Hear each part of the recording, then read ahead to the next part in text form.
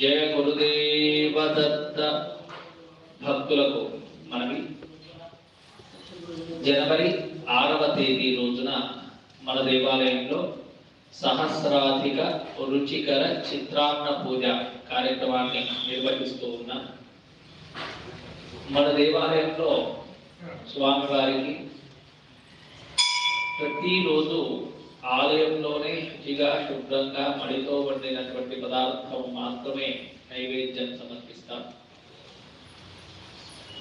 కానీ సంవత్సరానికి ఒకరోజు మాత్రమే బయటి నుంచి తీసుకొచ్చినటువంటి నైవేద్యం స్వామివారికి అర్పించడం జరుగుతుంది.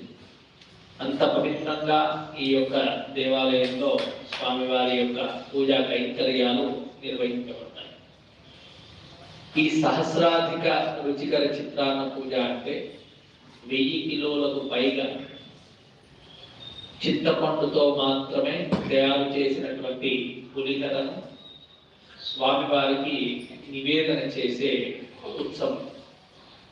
ఇందుకు ప్రతి భక్తులు కూడా మీ యథాశక్తిగా కిలోంబావుకు తగ్గకుండా రుచిగా శుభ్రంగా శ్వేతార్క గణపతి నామస్మరణ చేస్తూ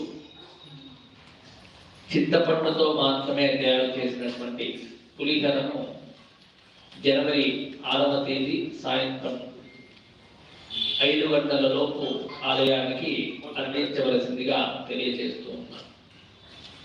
ఈ సంవత్సరం